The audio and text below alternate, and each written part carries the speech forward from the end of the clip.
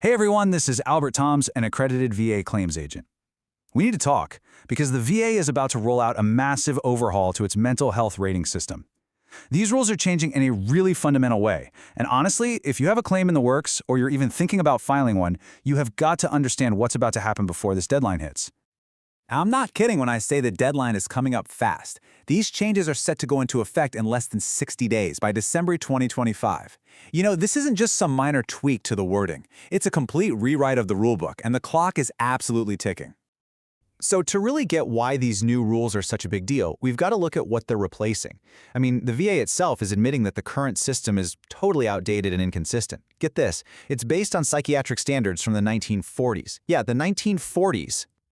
Right now, the system we're all used to is basically just a symptom-based checklist. An expert I followed described it perfectly as a vomit of symptoms. To get a 70% rating, the rule literally lists out examples like suicidal thoughts, panic attacks, or impaired judgment. An examiner pretty much just goes down the list and checks off the boxes that apply to you. And that old approach is exactly where the problems are. It puts way too much emphasis on whether or not you can hold a job, and it completely fails to capture how your condition actually messes with your day-to-day life. It's so subjective, so inconsistent, and it can leave veterans with really severe issues stuck at a 0 or 10% rating just because their symptoms don't perfectly line up with that outdated checklist. So what's the VA's big solution? Well, they're throwing out that checklist completely. They're moving to a brand new model that's based on what they call functional impairment, which is really just a way of saying, how does your condition actually impact your ability to function in specific areas of your life? And this chart right here really shows you the huge shift in thinking. We're going from that simple, kind of crude symptom checklist to a much more holistic assessment of your entire life. We are finally leaving that 1940s framework in the dust for one that's aligned with modern psychiatric standards. The whole goal is to create more objective criteria. So here they are, the 5 new buckets or domains that examiners are going to use to evaluate your impairment. Instead of just asking, hey, do you have panic attacks? They're now going to be asking, how does your condition impact your work? What about your relationships, your ability to take care of yourself? What about your judgment and your cognitive functions like memory and concentration? Okay, now this is the crucial part. It's how these domains actually translate into a rating, and you got to look at this closely. To get a 50% rating now, you need to show moderate impairment in 3 different domains. For 70%, it's marked or severe impairment in 3 to 4 of them. This means a single severe problem area just isn't going to be enough anymore. You have to prove that your life is being impacted across multiple domains all at the same time. Now, it's not all bad news. There is one really positive change here. The 0% rating, it's gone.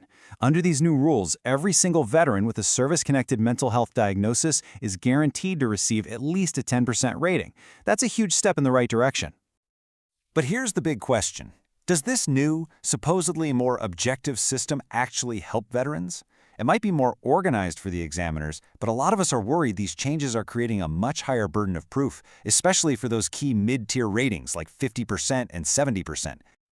And I'm not the only one thinking this. Experts are pretty skeptical. As one put it, it's highly unlikely the VA is just going to start handing out 70% ratings like candy. The real concern is that even though the new system looks better on paper, it might not lead to more favorable outcomes for veterans in the real world. And this is exactly why.